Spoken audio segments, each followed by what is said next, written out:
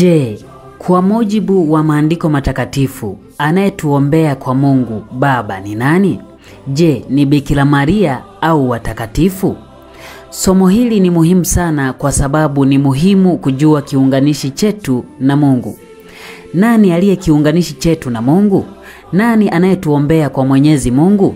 Maandiko yanasema, kwa sababu Mungu ni mmoja na mpatanishi kati ya Mungu na wanadamu ni mmoja, mwanadamu Kristo Yesu. Timotheo wa kwanza sura ya 2 mstari wa 5. Kwa mujibu wa maandiko matakatifu, mpatanishi wetu, kiunganishi chetu na Mungu ni Yesu Kristo. Kwa nini Yesu Kristo na si mwingine? Kwa sababu huyu ndiye ambaye alifaa kutuwakilisha sisi wa dhambi kwa Mungu. Alibeba hukumu ya dhambi zetu, akaishinda dhambi katika mwili, na hivyo akafaa kuwa mbele za Mungu na akafanyika kuwa daraja kati ya wanadamu na Mungu. Kwa sababu yeye ni mwana wa Mungu na pia amechukua asili ya kibinadamu, kwa hiyo anaitwa mwana wa Adamu. Hivyo mpatanishi kati yetu na Mungu anazo asili mbili, yaani ubinadamu na uungu. Ndiyo maana amefanyika kuwa daraja sahihi kati ya mwanadamu na Mungu. Yesu Kristo pekee ndiye mpatanishi wetu na Mungu.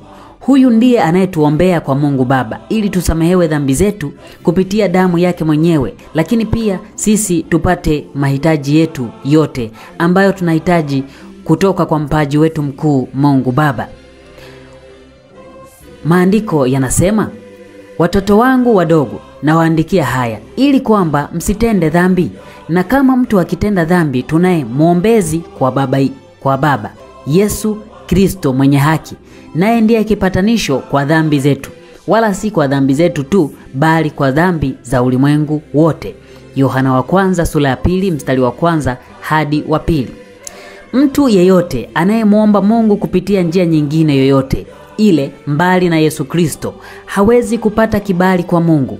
Yesu mwenyewe alisema, mimi ndimi njia na kweli na uzima, mtu haji kwa Baba ila kwa njia ya mimi. Yohana 14 mstari wa 6. Kitendo cha kumwomba Mungu kupitia njia nyingine yoyote tofauti ni kutokuamini maneno ya Yesu kwamba yeye ndiye njia pekee ya kumfikia Mungu. Wakatoliki wanawaomba watakatifu, mfano Petro, Yusufu na kadhalika, ili wawaombee kwa Mungu. Kwa mujibu wa maandiko matakatifu, huu ni udanganyifu mkuu unaowafanya watu na utakaowafanya watu wasiokolewe. Mungu ameagiza tuombe kupitia mwanaye Yesu, nasi tutaweza kupokelewa maombi yetu na Mungu.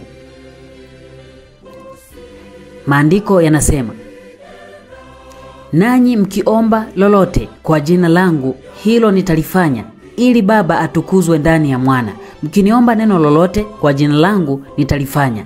Yohana 14 mstari wa 13 na 14. Hayo yalikuwa maneno ya Yesu mwenyewe.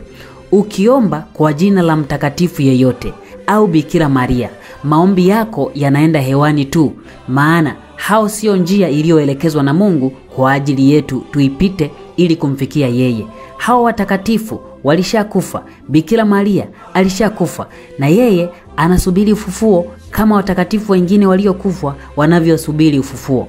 Na hao ambao ni wafu hawana uwezo wowote wa kuombea walio hai. Ibada ya kuomba wafu ama kuomba msaada kwa wafu ni ibada ambayo imetoka kwenye upagani. Wapagani ndio wanaomba kupata msaada kutoka kwa wafu. Lakini katika imani ya kweli, imani ambayo imeletwa na Mungu mwenyewe, haina utaratibu kama huo wa kuomba waliokufa, maana wafu hawawezi kufanya neno lolote kwa ajili ya walio hai. Isaya 8 mstari wa 19 na 20. Mwenyezi Mungu na ametuambia tuombe kupitia mwanaye Yesu Kristo. Mwombezi na mpatanishi wetu na Mungu ni mmoja tu, Yesu Kristo aliye hai. Muamini yeye, muombe yeye, utajibiwa na utafanyiwa haja zako zote na Mungu wa mbinguni. Karibu na ubarikiwe. Usikawie